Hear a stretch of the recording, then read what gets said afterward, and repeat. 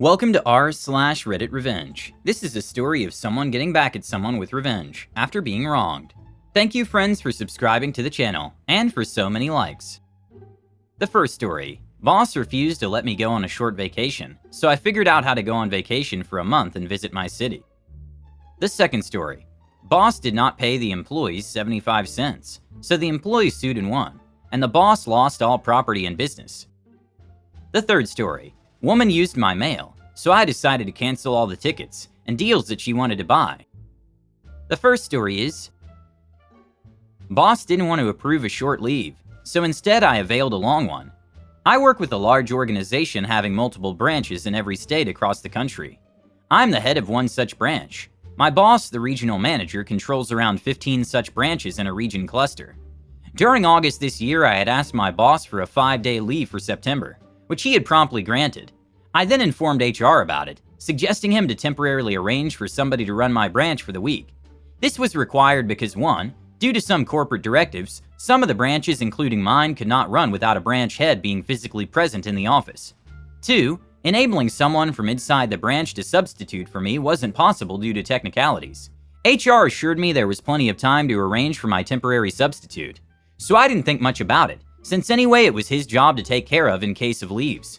My dumb A didn't imagine it would be crucial to get the leave approved formally in writing, because before this nobody had ever faced something like what I was about to experience. Come the last working day before I go on my leave, I asked our HR about who would take care of my branch in my absence. He flatly stated that there was no one available in the region cluster who he could depute to my branch in my stead, as many employees in our region are on leave because of festivities this week. Me, you're telling me this now? Anyway, I fail to understand how that's my problem, given that my leave was already granted a month ago. HR, have a discussion with the RM, my boss. I called him up. Apparently the HR had already had a talk with him regarding this matter before I even called him. RM, how could you intend to go on a leave during this time when we're already under so much pressure due to this sudden staff shortage? On top of that, our company's audit is next month. Me, but you had already approved my leave 1 month ago. RM, no, I'm sure I must have said that I would think about it. Me, absolutely not. I wouldn't have booked my tickets and planned my travel to my hometown to see my parents if you hadn't confirmed the leave. This went to and fro for a while and I was exasperated from this argument. By the end, I felt really humiliated that I had to almost beg for a leave. Me, fine, I won't go. At that point, I arguably felt my dignity was more important than a few days off work. RM, huh? Okay. He was at a loss of words at my sudden giving up. So my leave stood canceled. My tickets had to be canceled. Money wasted. And I was left utterly exhausted of this BS. A few days later, we got a notification for the yearly interstate staff soccer tournament being arranged by corporate. If selected, I'd be playing for my state. And the tournament, from selections till the final, would go on for a month. Soccer happens to be one of my favorite sports, so guess who just applied and got selected in the state team? Now here's the funny thing about sports and activities that are arranged by our company's corporate center. The top management takes these seasonal events very seriously. If you're a participating employee, nothing or nobody on this planet could make you rather go back to sit on your chair and mind your job instead of participating. So as it appeared, although not on a leave per se, but I was all set to go on a month-long tour across the country playing soccer, without having to worry about managing a branch and getting paid in the process. Even irrespective of my leave fiasco, this was a good thing to get involved in. As some of you have expressed a curiosity, yes, extravagant events like these are not unheard of in big Fortune 500 companies. My organization is a large conglomerate and the third largest employer in our country. Still, it always beats my logic that they can spare some 150 to 200 employees for a month of fun. Yet there are some regions that are plagued with staff scarcity. My boss's office was eventually informed about my participation in the event and was advised to excuse the participant from his duties till the tournament was over. The day before leaving, I drove down to the RM's office to formally inform him, from my end, about me competing in the event and my ensuing month-long absence that is to be expected. He looked expressionless and just feebly asked me, "Why did you really participate?" Me, well, you see, had I happened to be at my hometown on a short leave this week, I wouldn't have been able to participate in the tournament at all, or even try for the selections. Sad, I couldn't go on that leave. The defeated look on his face was priceless. Sweet bonus I forgot to add. One of the matches were hosted at my hometown. Edit. Yeah, now when I think about it, I guess I should have anyway taken the leave. I prioritized my responsibilities in the possible puddle that would have been created at my branch in my absence without a substitute. Shouldn't have done that. Would be a lesson for the future. The second story is, Owes 75 cents to an employer, lost everything you have. Hi, this happened to someone I went to high school with years ago. So this person, we'll call him John, had his first job in a small restaurant mostly known for its cafe and donuts. The supervisor, who is also the owner, we'll call him John, forced his employers to count the money in the cash registers only after their shift. That is, when they stopped getting paid. After some time working there, John had his first day on the cash registers, and he began counting the money in his cash register. Jim came over to warn John that he had to punch out and then count up the register. Jim's reasoning was that counting the money didn't count as work, as it wasn't serving the customers. John informed Jim that it was work, and as it was illegal to make employees work without pay, Jim would be paying him for the first time spent counting up the register. Jim didn't take this well, replying that John was fired and had to leave the premises. When John received his last paycheck through the mail, he saw Jim had stuck to what he'd said and not paid him for counting the register. Although it amounted to 75 cents, John attempted to get Jim to pay on principle and was told not to call again, or Jim would bring harassment charges. John contacted Labor Standard, a government agency that manages all job-related laws where I live. Other countries probably have similar agencies, and they launched an investigation. John got Lane, a friend of his who is still working there, to also call Labor Standard, and after Jane's call, Labor Standard had enough evidence to order Jim to pay up, and when he refused, they were able to take Jim to court. Jim prepared for his day in court by falsifying documents, so he could show he'd paid employees for the time spent counting up the cash registers. However, John and other employees turned up with their pay reports and transaction report forms from their bank accounts, which blew Jim's case apart. Not only did Jim have to pay John the 75 cents, but he also had to pay hundreds of dollars in back pay to the other employees, a fine for not paying his employees in the first place, and the legal costs of all parties.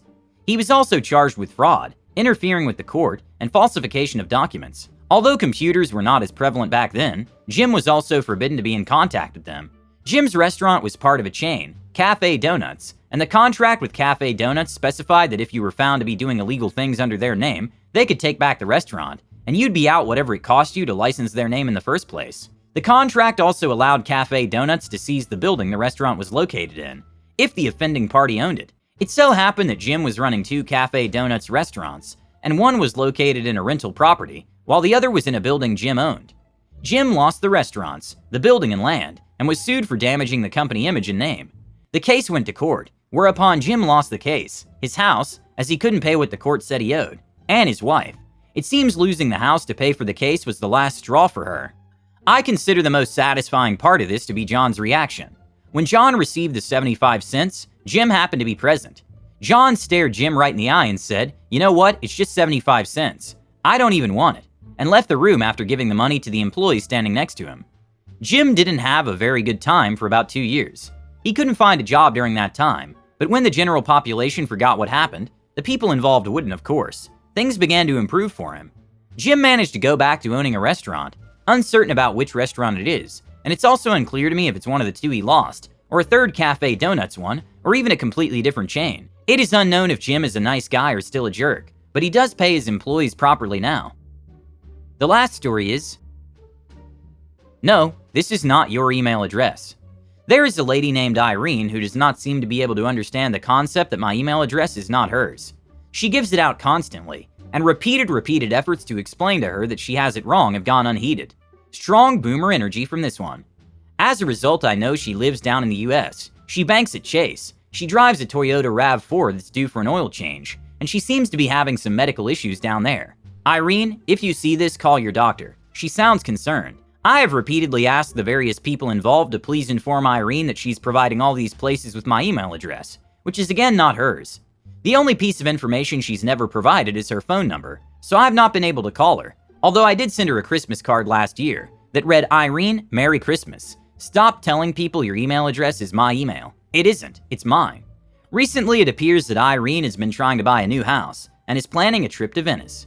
I know this because I got all the confirmations of her travel plans from her travel agent, as well as all the confirmations from her mortgage broker and insurance agent. This resulted a couple weeks ago in somewhere in the neighborhood of 70 emails a day, informing me of every detail of each of these transactions. So I followed my usual approach. I emailed the agents back, and probably slightly less politely than I could have been, informed the agents that Irene is once again giving out my email address as her own, and I have no interest in any of the private documents they had sent her.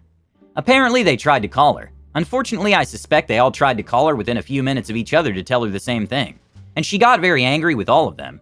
She told them very rudely that in fact my email address is hers, and people needed to stop telling her that it wasn't, and why hadn't any of them sent her any emails yet confirming all this stuff she was trying to do.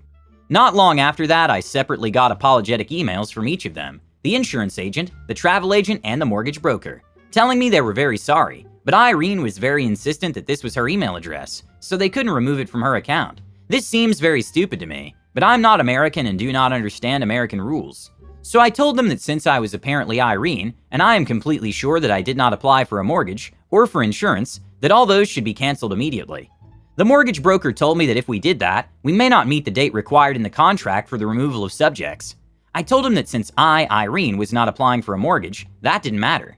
The travel agent, who it seems had received the majority of the earful from Irene, seemed completely indifferent to my request to cancel my trip to Venice. She did tell me that there might be a cancellation fee for the original flight to Frankfurt. Why was she flying Frankfurt to get to Venice? I have no idea. I assume there are no direct flights to Italy, so I told her to cancel all the rest of the flights and hotel rooms except the original flight to Frankfurt. Don't want to cost Irene that extra $20 after all. I have not heard anything further, and I'm a little sad about that, as there's a part of me that loves the idea of Irene flying to Frankfurt, getting there and realizing all her connecting and return flights are canceled. And I do wonder if she ever bought that house.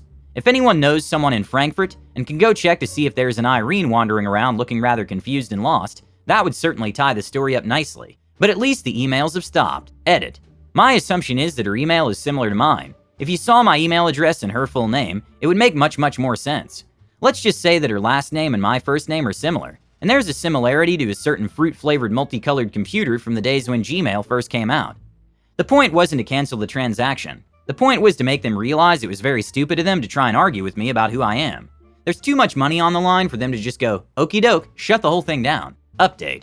I just heard back from the mortgage broker. Apparently I gave them all a good laugh. They realized I'm not Irene, of course, since my name is on the email, and were just as frustrated with her as I was by her failure to sign and return the documents they'd been emailing her.